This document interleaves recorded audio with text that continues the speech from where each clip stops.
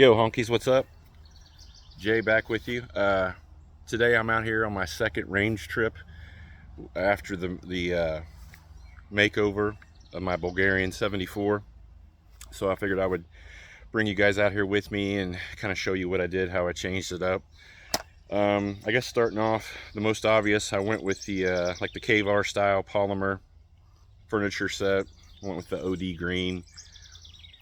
Seems like after I did all these changes to the rifle, I pretty much shed about a pound off of this thing. I also changed out the grip. I went with the Meridian Defense overmolded rubberized grip.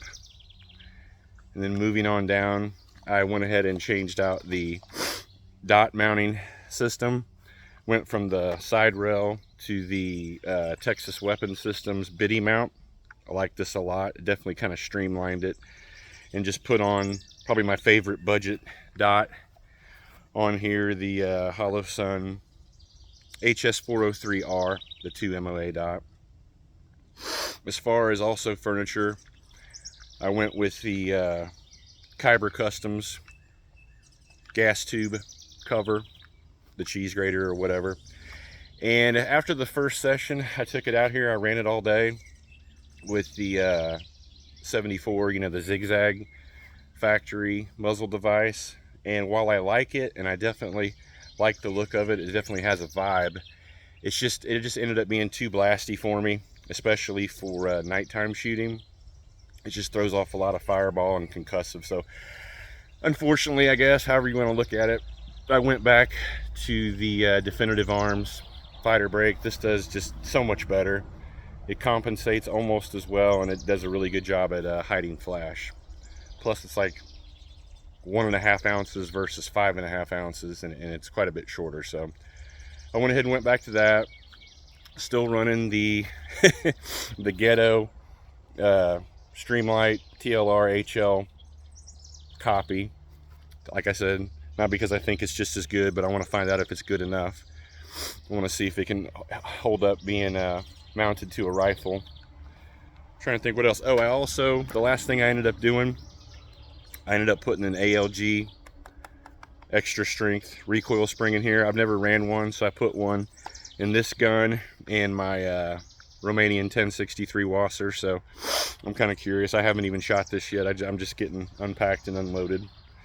So I went ahead and picked up also some of the commercial mags, the Bulgarian ones, you know, the really good cheap ones that most people have for 5.56 and actually all calibers, but they have the steel reinforced rear and front lugs as well as the lips. So got some of the OD green ones. Also, I ended up getting a few of the pea green ones. Look pretty dope. And I just brought out a few others that I like to run. I'll usually always keep it loaded up with the Russian Tula Bakelite. The one probably kind of mag I ended up having the most of, I think I have like 7 or 8 of these, is the Russian Tula Plums. These are definitely my favorite magazine. I picked these up really cheap at a flea market, and they run really well, and yeah, they're just awesome. Definitely a vibe. They definitely look cool. For my birthday a few years back, my homie Dylan got me a Circle 10 Bulgarian RPK mag, the 45 rounder. So now we're talking business. This thing is great, and I swear to God, if I ever could like clone myself and somehow manage to have enough time to compete in some AK competitions, which I would love to do, this would definitely be the mag I ran, or at least the first mag. So yeah, I just went ahead and put the Bulgarian flag on there. And something pretty interesting today is on my way out to my range, the girl at the McDonald's drive-through window, I got a coffee, and she gave me this little sticker right there that I put on my mag. So how sweet was that? Had nothing to do with McDonald's. She just gave it to me and said, "Oh yeah, by the way, I like your truck." I said, "Okay, yeah, thanks. Have a good weekend." But I'm trying to think. I think that's pretty much pretty much all as far as the changes I can think of off the top of my head. So today I'm going to compare it. I loaded up a bunch of mags of the, what do you call it? I think it's 65 grain Wolf Silver Bear, or I'm sorry, Silver Bear 65 grain 545. And last time I went out here, after I changed everything, obviously I zeroed it with 7 and 6 because that's what I have the most of, and that's what I'm going to keep it loaded with 99% of the time. After I ran, I think I ran like 4 or 5 after I zeroed it, just running some drills, having fun, just knocking the dust off. I did one last 5-round group at 50 yards before I got out of here, and I was actually kind of impressed. I assumed the barrel was somewhat hot. And this is my last 5-round group of the day before I put the rifle up. Those 3 are pretty much touching, and then these 2 kind of wandered off. But I got a ruler, and that is a 1 1/4 inch group at 50, so essentially a 2.5 MOA gun at 100, which is about what I expected. Because I remember when I first got the gun, I shot it. I just ran it for irons for a few months, and that's about what I got at 100 yards on my steel plate with irons, was about 2.5 MOA.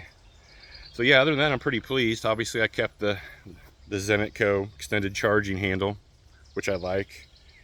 And I don't really believe there's any other major changes I did. So, like I said, I definitely like it.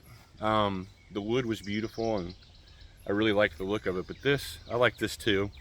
And honestly, like I said, I think it's about a pound lighter. So it seems definitely more nimble, a little bit more maneuverable. So essentially, I think that's it. I'm just gonna run it like this for a while, probably a long time. If not, just settle on this setup. But anyway, just want to give you guys an update and let you know what I did, and also to give you a look at it. But I'm gonna get out here because it's like 95 degrees and 17,000% humidity, and I'm dying. So I got to get in some range time, and I'm curious also to see how much different the Silver Bear 65 grain prints compared to the 7 and 6. So that's it. Take it easy, and I will see you guys soon.